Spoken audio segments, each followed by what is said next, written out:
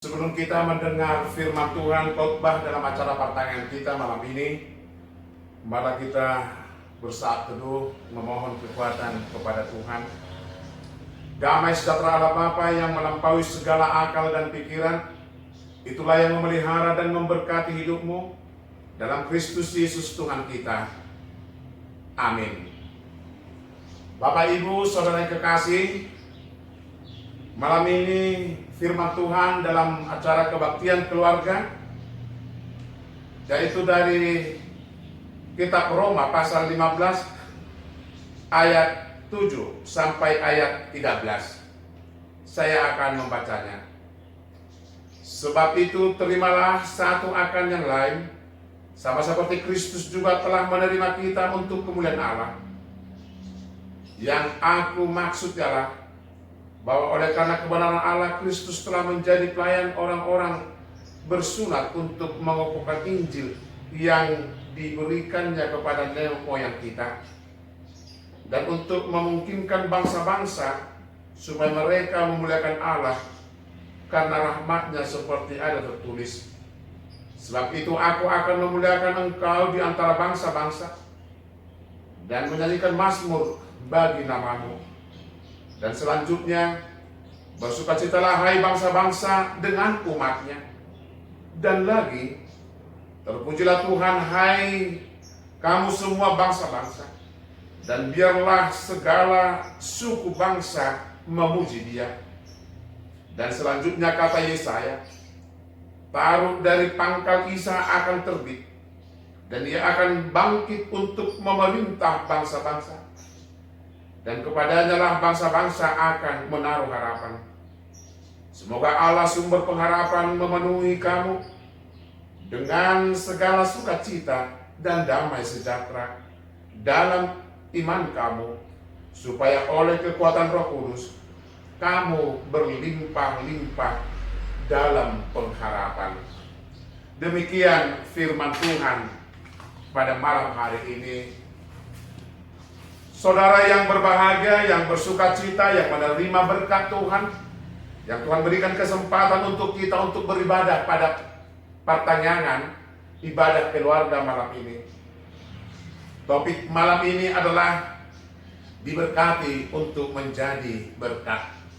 Jadi pasu-pasu, di tengah-tengah di video. Di pasu-pasu, asal jadi pasu-pasu. Kita tahu Paulus salah satu penginjil terbesar dalam sejarah gereja. Gereja mula-mula adalah hasil karya penginjilannya, termasuk Roma, jemaat Roma, yang walaupun dia tidak pernah bertatap muka dengan orang-orang yang di Roma, tetapi gereja mula-mula yang ada di Roma disapa oleh Paulus melalui suratnya ini. Bagaimana gereja, jemaat orang-orang Roma, jemaat yang hadir dari orang Yahudi yang mau menjadi Kristen, menjadi pengikut Kristus, dan dia berkomitmen untuk beriman kepada Kristus. Ada lagi orang-orang yang non-Yahudi, dan mereka mau mengikut Kristus. Ternyata menjadi Kristen itu mempunyai harus diproses dan benar-benar mengalami suatu tantangan dan masalah. Karena itu Paulus mencoba menjelaskan, menguraikan, menuliskan pemahamannya tentang iman, tentang kesetiaan, tentang dosa, tentang kebenaran, tentang Kristus yang sudah bangkit itu. Para teolog percaya mengatakan kitab Rom adalah buku terbesar, karya terbesar daripada Paulus. Karena disinilah letak-letak doktrin, dogma, ajaran gereja di kemudian hari. Dia menerjemahkan Injil, ajaran Yesus, diaplikasikan pemahamannya tentang ajaran Yesus itu di tengah-tengah dunia. Saudara-saudara kekasih, Paulus mencoba mengarahkan jemaat di Roma agar orang Kristen itu bisa menerima siapa saja, agar orang Kristen itu mau bersahabat dengan orang lain. Kita tahu film Tom and Jerry, Bagaimana Tom and Jerry tidak pernah bersahabat, antara kucing dan tikus, antara anjing dan kucing. Di sana kita lihat terjadi selalu permusuhan. Tetapi akhir-akhir ini dalam dunia maya kita melihat bagaimana persahabatan yang tidak mungkin menjadi mungkin. Saya heran, saya tertawa ketika tikus dan kucing saling bermain. Bukankah tikus itu adalah mangsa daripada kucing? Saya juga melihat di dunia maya, di YouTube dan di media-media sosial, bagaimana kebersamaan anjing dan kucing, bagaimana kebersamaan harimau dan domba. Kita tidak tahu apakah ini karena dilatih dan saling menerima. Mulai kecil mereka dilatih untuk bersahabat. Maka tidak ada lagi kata soal nelak batak, soal berburu, huting, dohau berdua. Tidak ada titik temu. Sebagai orang Kristen kita harus mampu menerima dan belajar untuk menerima sahabat saudara kita yang walaupun sangat berbeda sekali, baik pola pikir, baik agama, baik suku di tengah-tengah dunia ini, baik warna kulit, baik ekonomi. Benar, ketika kita menerima Kristus tidak ada lagi perbedaan. Saudara, kita agama lain ada kasta, ada tingkatan-tingkatan, ada kasta orang-orang yang kelas tinggi, ada kasta budak dan sebagainya. Tetapi ketika Kristus datang, tidak ada lagi tingkat-tingkatan. Jangan mengklaim dirimu lebih hebat dengan tetanggamu, jangan mengklaim kau lebih hebat dengan orang lain. Bapak Ibu saudara kekasih, setiap manusia pasti ada kekurangannya. Siapapun di tengah-tengah dunia, dia terlahir serba kekurangan. Ketika manusia dilahirkan dengan darah, melalui darah, maka pasti ada kekurangan. Bapak Ibu, kekurangan ada padamu, kekurangan ada padaku, tetapi kesempurnaan ada pada Tuhan kita. Ketika kita percaya kepada Yesus, maka kita belajar untuk menjadi sahabat orang lain. Itu yang dikatakan oleh Paulus kepada jemaat Roma. Terimalah yang satu dengan yang lain, supaya kehadiranmu itu nama Tuhan dipermuliakan. Namanya akan menjadi besar, agung. Maka bangsa-bangsa akan tunduk kepadanya. Dari sanalah lahir raja yang disebut oleh Yesaya. Dari keturunan Daud akan menjadi pemimpin. Umat bangsa-bangsa akan tunduk kepadanya. Saudara saya kekasih, saya pernah mempunyai sahabat. Ilo halak batak, kotek-kotek maruk makira, siram ale-ale, dobian siram hina, amajan hina. Artinya apa? Ketika kita berpisah dengan sahabat kita, sangat menyedihkan, lebih sedih lagi. Walaupun kita kehilangan orang tua. Apakah saudara sudah pernah menjadi sahabat? Topik kita minggu ini mengatakan diberkati supaya menjadi berkat. Sederhana kata berkat. Berkat itu bukan memberikan sesuatu yang besar kepada orang lain. Berkat itu saya pahami ketika engkau mampu menyenangkan hati orang untuk kemuliaan Tuhan, itu yang menjadi berkat.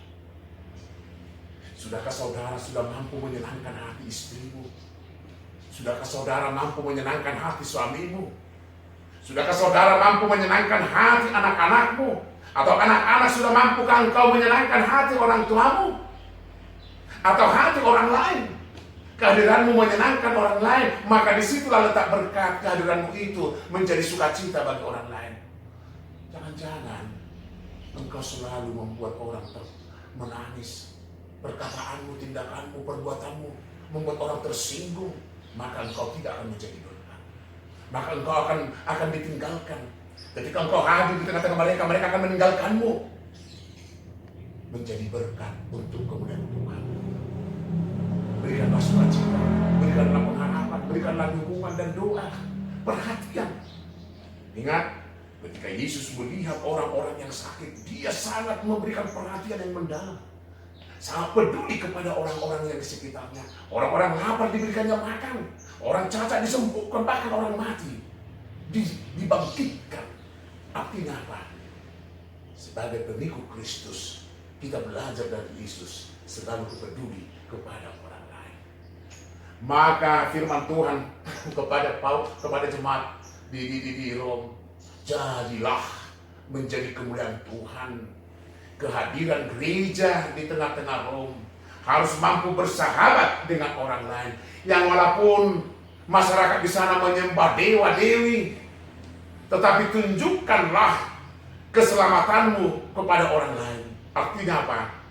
Ketika kita sudah beriman kepada Kristus, karakter, pembicaraan kita, tingkah laku, perbuatan kita harus mencerminkan seperti Kristus. Maka disitulah letaknya Injil yang berjalan. Disitulah letaknya penginjilan yang sebenarnya dari tindakan dan perbuatan. Penginjilan sangat perlu, tetapi tindakan dan buah-buah iman itu, perbuatan itu, itulah pekabaran Injil yang benar. Saudara-saudara terkasih, dalam Injil Yohanes pasal 15 ayat 15, Yesus mengatakan, aku tidak akan mengatakan engkau lagi hamba, tetapi aku akan mengatakanmu menjadi sahabatku. Luar biasa. Ketika kita mendengar firman Tuhan, ketika kita mau bergaul dengan Tuhan kita bukan lagi menjadi hamba, tetapi menjadi sahabat Yesus. Saudaraku yang kekasih, sahabat itu sangat-sangat indah sekali persahabatan. Jadilah bersahabat dengan orang lain. Ada satu saya baca satu status hari ini di Facebook, dikatakan di sana bagaimana gereja mampu, bagaimana orang Kristen mampu beradaptasi dalam situasi apapun. Bagaimana orang Kristen mampu beradaptasi. Saya teringat apa yang dikatakan Paulus. Moro di tonga-tonga di panak kodau, hira panak ko maau. Moro di tonga-tonga tidak danak dau, hira tidak danak maau. Artinya apa? Hidup ini jangan kaku, ya, harus fleksibel, tetapi yang positif. Dia mampu hadir di tengah-tengah serigala. Dia mampu hadir di tengah-tengah gelombang. Dia mampu hadir di tengah-tengah badai. Dia harus mampu menaklukkan. Itulah gereja. Karena gereja itu membawa kabar baik bagi orang lain. Jadilah berkat, supaya engkau selalu diberkati Tuhan. Tuhan Yesus memberkati. Amin. Kita berdoa. Terima kasih Tuhan atas firman yang telah kami dengar. Acara pertandingan keluarga, Engkau menyapa kami supaya kami menjadi berkat, supaya kami menjadi anugerah bagi orang lain. Terima kasih Bapa.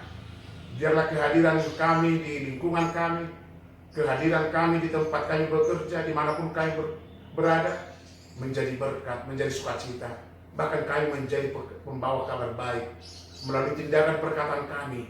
Maka di sanalah terpancar sinar Kristus, pemberitaan Kristus. Berkati setiap rumah tangga yang saat ini melaksanakan ibadah pertanggungan keluarga. Berkati anak-anak mereka Bapak. Berkati seluruh pekerjaan. Berkati suami istri. Dan jauhkan kami dari mara bahaya. Jauhkan kami dari COVID yang saat ini kami bergumul Tuhan. Kami yakin bagi Tuhan tidak ada yang mustahil. Kami yakin Tuhan masih mampu memberikan, bahkan membuat mujizat dalam kehidupan kami. Tunjukkanlah kasih-Mu di tengah-tengah keluarga. Tunjukkanlah kasih-Mu di tengah-tengah kehidupan ini. Tunjukkanlah karya-Mu ya Bapa, keajaiban-Mu di dunia ini.